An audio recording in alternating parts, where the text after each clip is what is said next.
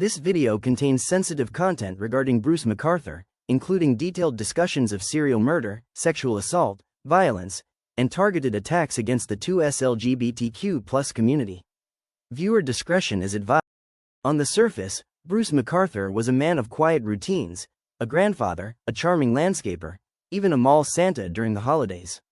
But beneath this grandfatherly facade lay a predator who exploited Toronto's gay village for nearly a decade.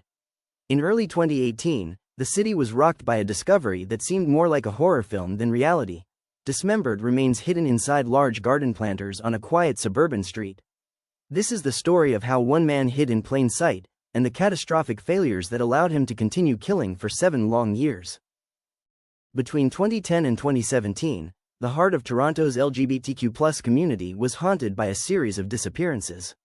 It began with Skandaraj Navaratnam, then Abdulbasir Faizi and Majid Kayan. Many of these men were immigrants or lived on the margins of society. Despite desperate pleas from the community and the launch of Project Houston in 2012, police repeatedly denied evidence of a serial killer. For years, the warnings were ignored while the list of missing men only grew longer. Bruce McArthur didn't always live in the shadows. He was once a married father of 2 in Oshawa, working as a traveling salesman before his life took a sharp turn in the late 90s. After coming out and moving to Toronto, he declared bankruptcy and reinvented himself as a self-employed landscaper. But there were early warnings. In 2001, he was convicted for viciously assaulting a man with a metal pipe. Yet, because he received a pardon, his criminal record was expunged, allowing him to pass background checks and work in the homes of unsuspecting clients for years. The tide finally turned in June 2017 when Andrew Kinsman disappeared. Unlike previous victims, Kinsman was a well-known community activist, and his disappearance sparked a massive outcry that police could no longer ignore. Investigators launched Project Prism and found the name Bruce on Kinsman's calendar. By tracking a maroon Dodge Caravan that McArthur had sold to a scrapyard, forensics found a microscopic but undeniable trace of Kinsman's blood. The hunt for a phantom was over. They finally had a name. On January 18, 2018, police decided they couldn't wait any longer. They observed a young man entering McArthur's Thorncliffe Park apartment and moved in. Inside, they found the man, later identified as John, handcuffed to McArthur's bed. It was a chilling realization. Police had arrived just in time to stop a 9th murder. McArthur was taken into custody, and the true scale of his horrors began to unfold as investigators cloned his hard drives, finding folders meticulously organized with photos of his victims.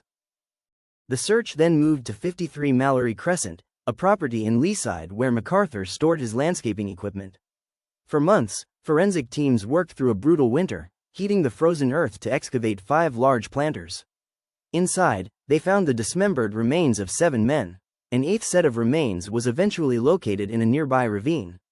The garden killer had used the very tools of his trade to dispose of his victims in the most dehumanizing way imaginable. In early 2019, Bruce McArthur spared the victims' families a traumatic trial by pleading guilty to 8 counts of first-degree murder. He was sentenced to life in prison with no chance of parole for 25 years. While Justice McMahon called his crimes pure evil, the community remained broken. The case forced a reckoning within the Toronto Police Service, leading to an independent review of how missing persons cases are handled, especially those involving marginalized groups. Bruce McArthur is currently serving his sentence at Millhaven Institution. He will be 91 years old before he is even eligible to apply for parole, a day many hope never comes. But as we reflect on this tragedy, we must remember the names of the 8 men whose lives were stolen. They were not just victims of a killer, they were people with stories, families, and a right to be protected. Let their legacy be a city that listens when the vulnerable speak up. Thanks for watching. Don't forget to like, subscribe, and comment below.